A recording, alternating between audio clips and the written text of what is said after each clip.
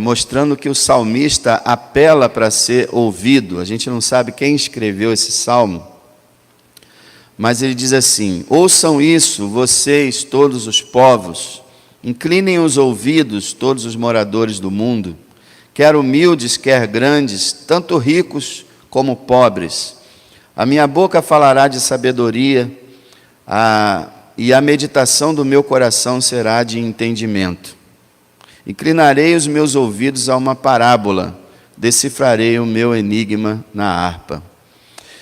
Nós vemos o autor aqui chamando as pessoas para prestar atenção ao que ele vai escrever. E a pergunta é: com que autoridade ele faz um pedido desse? É que todos, em todo o mundo, possam estar atentos às suas palavras. Com a autoridade que Pedro escreveu na sua carta: homens santos de Deus falaram inspirados pelo Espírito Santo. Esse aqui é um desses homens santos de Deus, que falaram inspirados pelo Espírito Santo. Então, o que está na Escritura vem direto do Espírito Santo, por meio de um homem, claro, que ao escrever foi inspirado por Deus. Então, de Gênesis a Apocalipse é a palavra de Deus. Está na Escritura, é inspirado por Deus. Por isso tem autoridade. Por isso a gente deve refletir sobre esse texto nessa noite. Ele vai falar sobre dois assuntos específicos, um totalmente contrário ao outro. O primeiro, a futilidade da vida sem Deus. O vazio, a inutilidade, a insignificância da vida sem Deus. Então ele vai dizer aqui, por exemplo, no verso 6, sobre aqueles que confiam e se orgulham em seus bens. Veja o verso 6.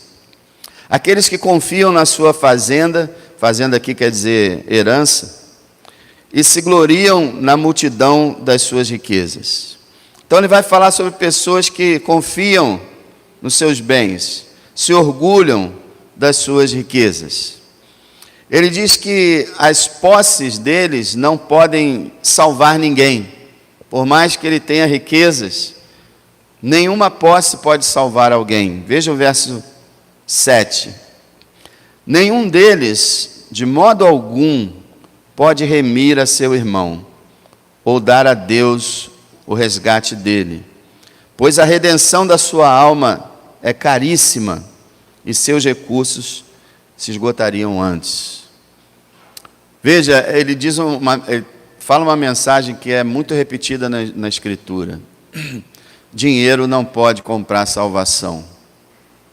O Senhor disse: que daria o homem pelo resgate da sua alma? Ele disse na sua palavra: que aproveita um homem ganhar o mundo inteiro e perder a sua alma? E o que ele poderia dar para resgatar a sua alma? Nada. Aqui o autor do Salmo 49 fala justamente sobre isso. Quando ele fala em remir a seu irmão, existem versões no hebraico também que seria remir a sua vida, a si mesmo. Então, ninguém pode, por mais dinheiro que tenha, comprar a sua própria salvação, nem salvar ninguém com seus bens. Então a gente já vê que começa aqui no principal que uma pessoa precisa é a salvação, e o dinheiro não pode comprar. Então a gente já vê uma inutilidade imensa no dinheiro, que ele pode fazer várias coisas, menos o principal, que é salvar uma alma. Então, confiam em posses, mas suas posses não podem salvar ninguém. Terão de enfrentar a morte. Veja o verso 9. Por isso, tampouco viverá para sempre, ou deixará de ver a corrupção, porque vê que os sábios morrem, que perecem igualmente o louco e o bruto, e deixam a outros os seus bens. Quer dizer, a futilidade das riquezas está no fato de que, por mais rico que a pessoa seja, ela não vai deixar de ver a corrupção. ela não vai deixar de experimentar deterioração do seu corpo no túmulo.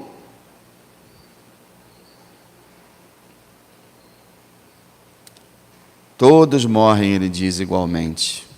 Um comentarista ele afirma que o salmista ele começa a chamar aqui a morte de pastor dessas ovelhas que só vivem para si próprios e para os bens materiais.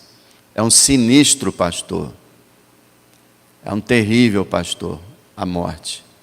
Então a morte vem, os pega e ninguém tem como evitar. Mas eles pensam que a influência deles será perpétua. Veja o verso 11. O seu pensamento interior é que suas casas serão perpétuas, as suas habitações de geração em geração. Dão às suas terras seus próprios nomes.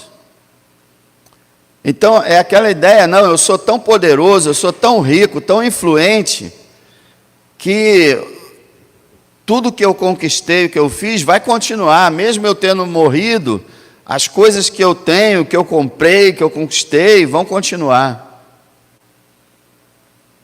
Mas não continua, não.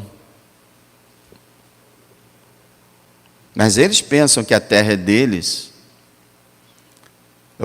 Não vou falar o nome aqui, mas eu conheço pelo menos uns 2 ou 3 políticos que são latifundiários. Um tinha uma boa parte da Bahia, o outro tem uma boa parte do Maranhão, e por aí vai. E eles dão os seus nomes nas cidades, eles têm tudo, mas não tem nada.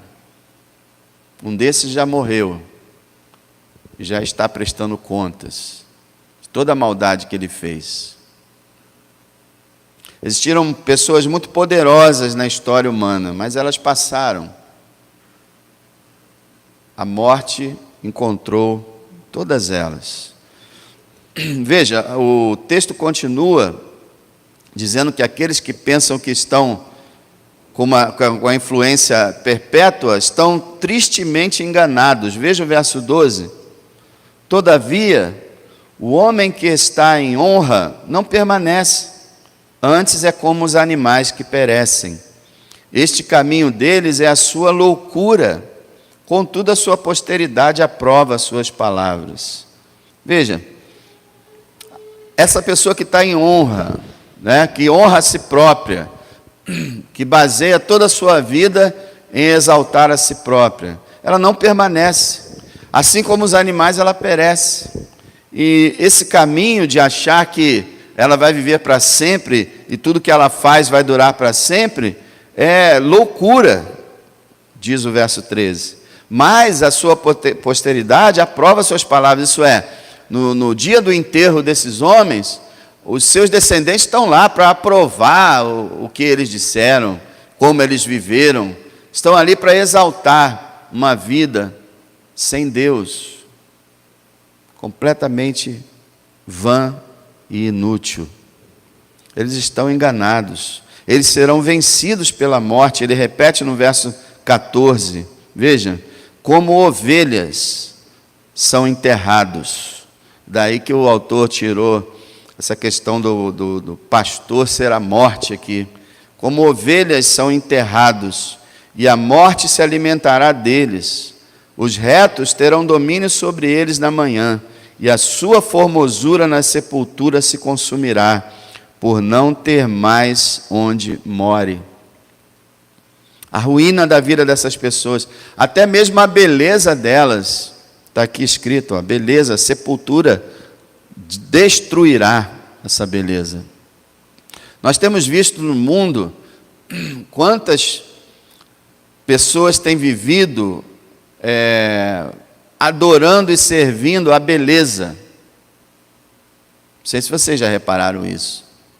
No mundo artístico, no mundo cultural, e vai por aí afora, as pessoas são exaltadas pela beleza do corpo, do rosto, de qualquer coisa. A beleza, a importância da beleza. E elas se orgulham e fazem concursos de beleza. e são contratadas, são famosas, milionárias, por causa da sua beleza, e se envaidecem com essa beleza. Bom, a gente é velho o suficiente para lembrar de artistas que eram muito bonitos quando a gente era jovem, que hoje já não são mais bonitos. A própria velhice já vai dando conta disso. Agora, a sepultura acaba com toda a formosura. Se fosse te dada a oportunidade, e eu não gostaria que você tivesse uma oportunidade dessa, mas se você visse todos os caixões abertos das pessoas que foram sepultadas, você ficaria horrorizado com o que se transforma o ser humano. Mas as pessoas se orgulham disso, e aí vão envelhecendo, a beleza vai acabando, aí fazem plásticas uma atrás da outra, botam isso, botam aquilo, tentam disfarçar, porque dependem disso, vivem disso, são exaltadas por isso, sua beleza, mas são vencidos pela morte. Não só pela morte. Se fosse só morrer, né? Se fosse só, como diz o pessoal, morreu, acabou, seria um pouco mais simples. Mas Hebreus 9:27 diz que aos homens está ordenado morrerem uma vez. Acabou? Vindo depois disso o juízo, o julgamento, a condenação. As pessoas desse mundo sem Deus, elas estão pensando que morreu, acabou.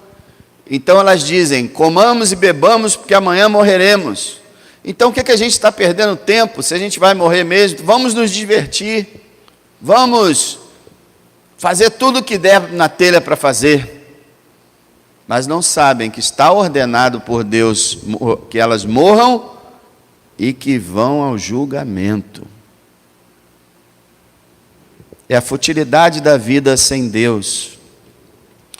É uma existência totalmente trágica e inútil. Veja o verso 16 até o verso 20, que é um resumo do que o salmista está falando. Não temas quando alguém se enriquece, quando a glória da sua casa se engrandece, porque quando morrer, nada levará consigo, nem a sua glória o acompanhará.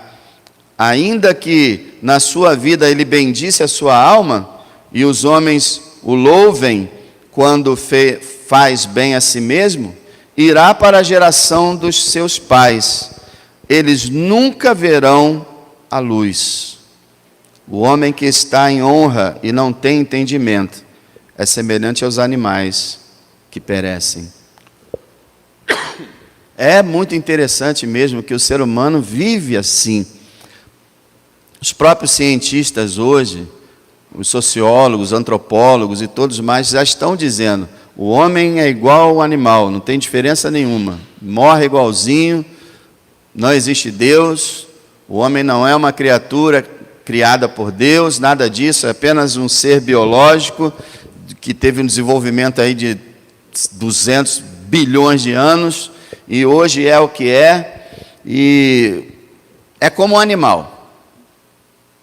A Bíblia está dizendo aqui, realmente, a vida dessas pessoas é como se elas fossem apenas um animal. Qual a diferença do animal para o homem? O animal é uma criatura. O homem foi criado à imagem e semelhança de Deus.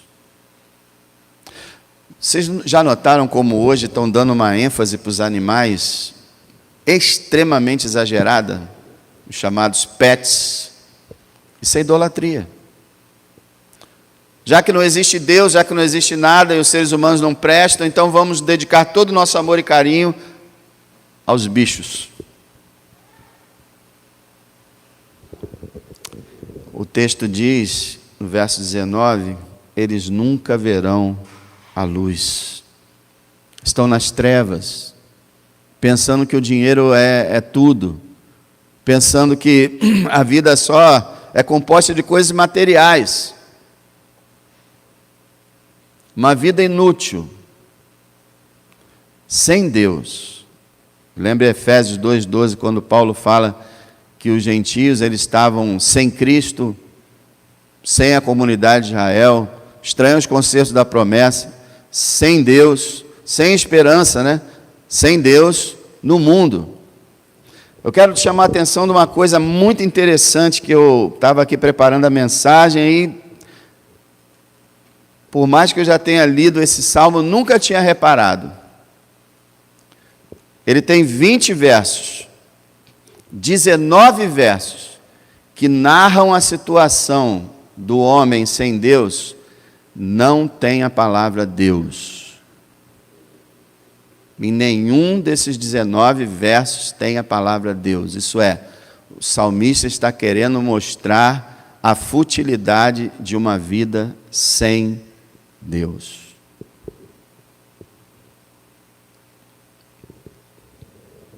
Agora, a coisa linda, vimos a futilidade da vida sem Deus. Agora vamos ver a segurança e a alegria da vida com Deus. Olha que lindo o verso 15. Mas Deus, lembra dessa expressão? Mas Deus, quantas vezes tem essa expressão na Bíblia? Estávamos mortos, entregues aos desejos da nossa carne, seguindo o príncipe das potestades do ar, éramos filhos da desobediência, filhos da ira, como os outros também, mas Deus, que é riquíssimo em misericórdia, pelo seu muito amor com que nos amou, estando nós ainda mortos em nossos pecados, nos deu vida com Cristo. Mas Deus, a única vez que vai aparecer no Salmo a palavra Deus, é justamente no verso que não está falando dessa pessoa que vive uma vida inútil sem Deus, mas está falando do salmista. Olha, vamos ver o contraste, por exemplo. Veja o verso 14. Como ovelhas são enterrados, a morte se alimentará deles, os retos terão domínio sobre eles na manhã, a sua formosura na sepultura se consumirá, por não ter mais onde more. Mas Deus remirá a minha alma do poder da sepultura, pois me receberá. Em um verso, esse salmista destrói os 19 outros versos e dá significado à vida humana e mostra um propósito pelo qual nós devemos viver. Devemos viver para Deus, irmãos. Deus deve ser a razão da nossa vida. Deus deve ser aquele a quem nós mais amamos. Deus deve ser aquele a quem nós mais buscamos, com quem nós mais conversamos, de quem nós mais dependemos. Deus. Mais Deus. E aí eu quero te mostrar aqui, segundo esse salmo, a segurança e a alegria da vida com Deus. Primeiro, libertos do poder da morte. Mas Deus remirá a minha alma do poder da sepultura. Ele falou diversas vezes que a sepultura, a morte, ela chega e pega a pessoa que vive sem Deus e a destrói, e a leva para o juízo, e a condena. Mas ele diz aqui, mas Deus remirá, resgatará, libertará a minha alma do poder da sepultura. Por causa de quem? Daquele que disse, eu sou a ressurreição e a vida. Quem crê em mim, ainda que esteja morto, viverá. E todo aquele que vive e crê em mim, nunca morrerá. Jesus é a ressurreição e a vida. Por isso ele pode libertar a nossa alma do poder da sepultura. Veja bem o que a Bíblia nos ensina. Quando o corpo de um cristão estiver sendo sepultado, o seu espírito já estará com o seu Salvador. Aquele momento que a gente vai lá, o crente, o cristão morreu, a gente vai lá prestar as últimas homenagens e o corpo dele está lá no caixão e nós estamos lá solidarizando com a família, orando pela família, agradecendo a Deus pela vida daquele servo. Ele não está mais lá, o corpo dele está lá, mas o seu espírito já está com Deus que o deu. Olha aí, enquanto a morte para aquele que vive sem Deus é trágica, porque o seu corpo morre, sua alma também se separa de Deus para sempre, já o crente, na hora da sua morte, ele entra na presença do Senhor. Você se lembra daquela história que o Senhor Jesus conta do rico e do Lázaro? O rico vivia essa vida aqui do Salmo 49, uma vida sem Deus, uma vida fútil e vazia. Ele morre e abre os olhos no inferno. Mas o mendigo que estava à porta dele pedindo ajuda, o crente, Lázaro, ele morre. E diz a Bíblia que quando ele morre, os anjos do Senhor vêm buscá-lo e levá-lo para a presença do Senhor. Quando a cena se desenrola, nós vemos o rico no inferno, tentando buscar ajuda e auxílio e não conseguindo, e vemos o Lázaro no peito de Abraão, em comunhão com Deus, em plena alegria e felicidade. Mas não é só esse poder da morte que nós somos libertos, não. Quando Cristo voltar, nós que, vamos dizer, já morremos, nosso espírito voltará para o nosso corpo e se levantará dos mortos para nunca mais morrer.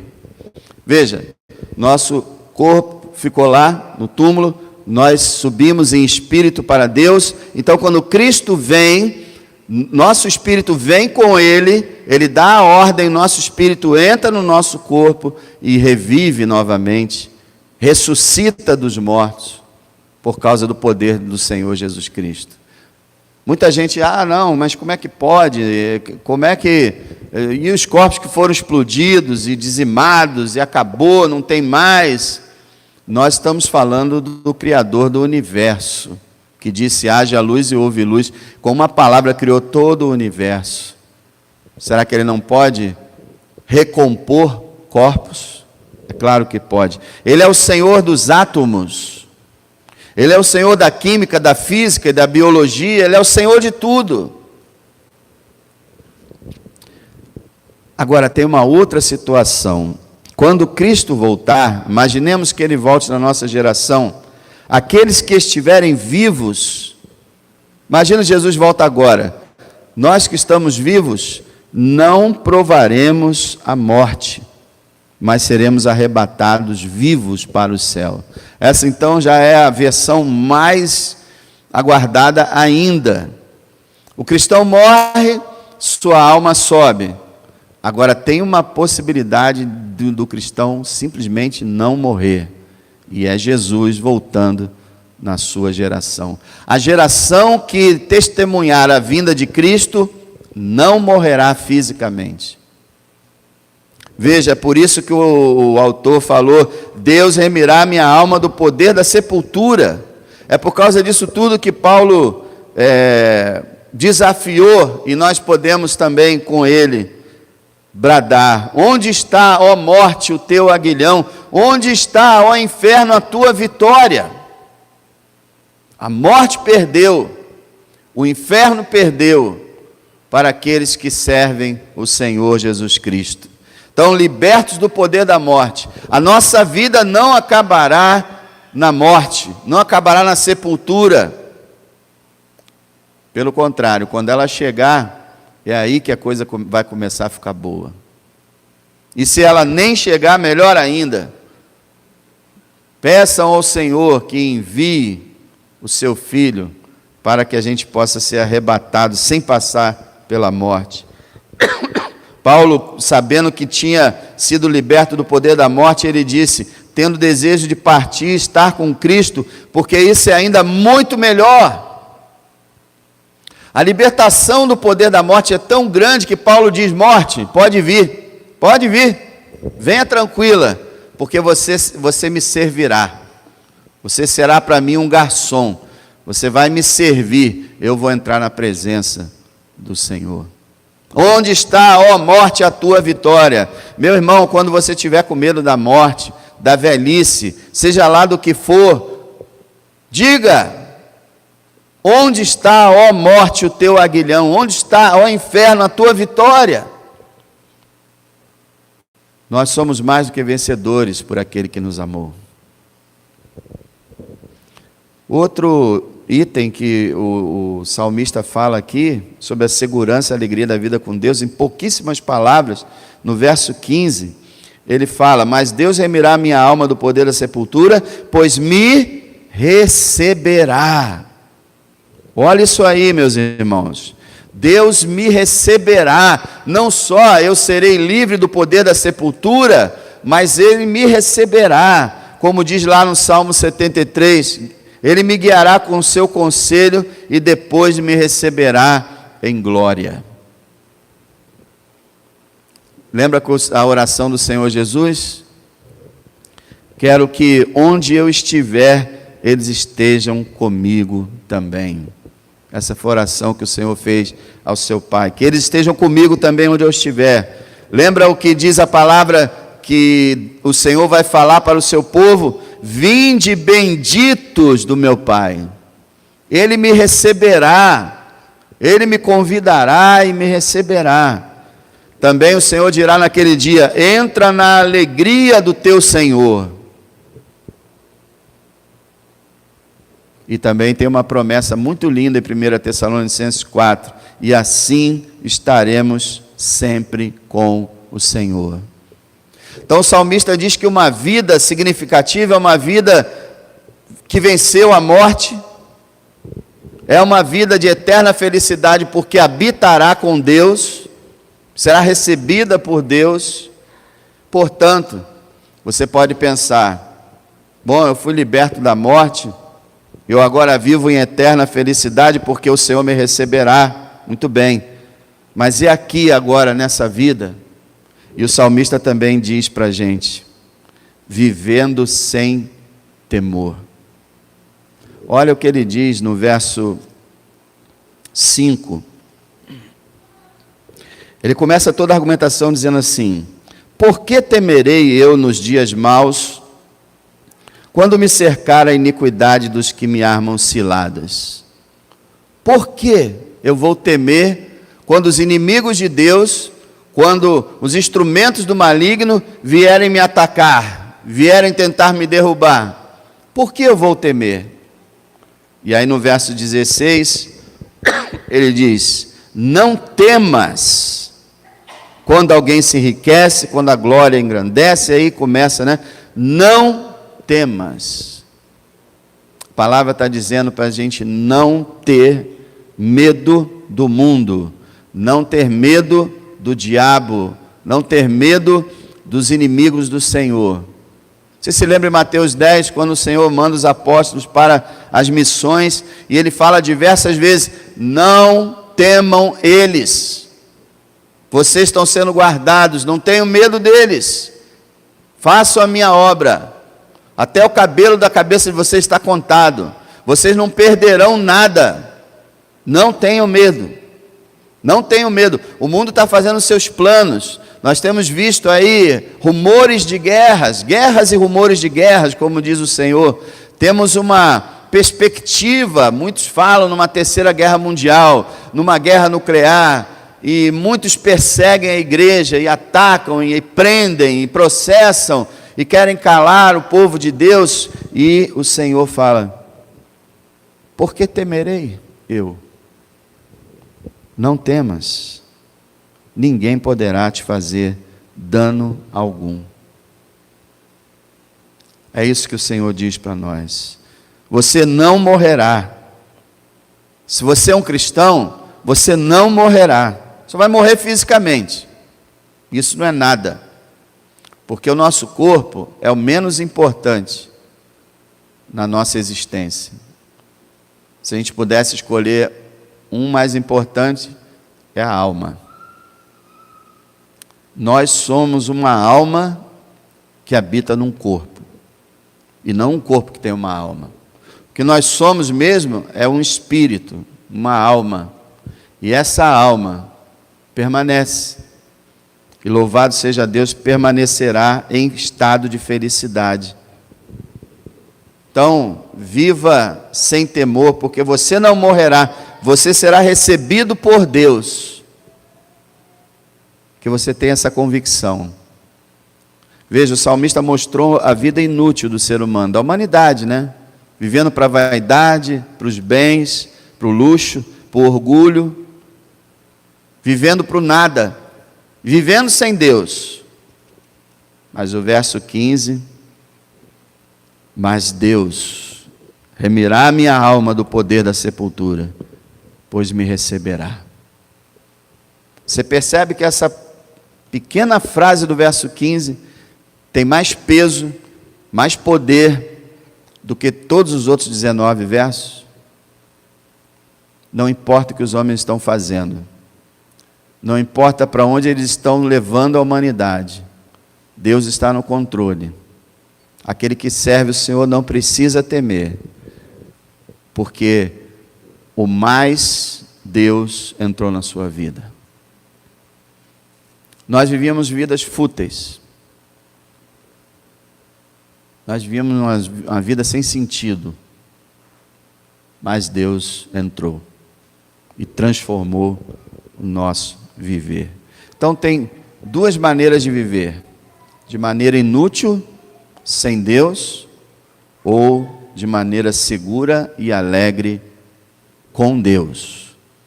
Deus faz toda a diferença. Então, irmãos, se você estiver aqui e você não está satisfeito com a sua vida, você está triste, você está desanimado, busque o Deus que você crê. Busque o Deus que você confia. Busque o Deus que te libertou do poder da morte. O Deus que vai te receber na eternidade. Busque-o porque Ele pode restaurar a tua vida. Pode alegrar teu coração, renovar você no meio da aflição. Sua vida é com Deus ou sem Deus? E muita gente se engana com isso, né? Porque acha que viver sem Deus seria, de alguma forma, nunca falar nele ou não acreditar que ele exista, mas não é não. Você pode falar em Deus, achar que ele existe e viver sem ele.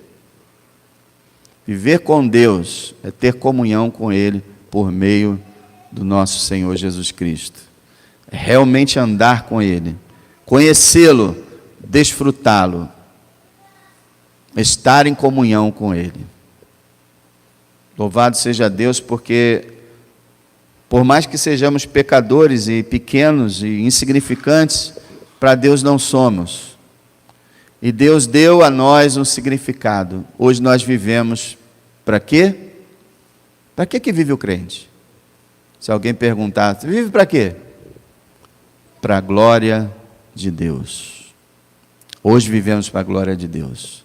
Louvado seja Deus que Ele viu um mundo sem significado, um mundo, uma humanidade inútil, perdida, mas Ele entrou e resgatou e tem resgatado e ainda vai resgatar milhões de almas desse mundo perdido. E a próxima alma poderá ser a tua. Confia em Deus. Não confia em bens. Não confia em dinheiro. Confia em Deus. Não confie nesse mundo. Não confie em nada que seja apenas físico e que não envolva Deus. Confia no Senhor.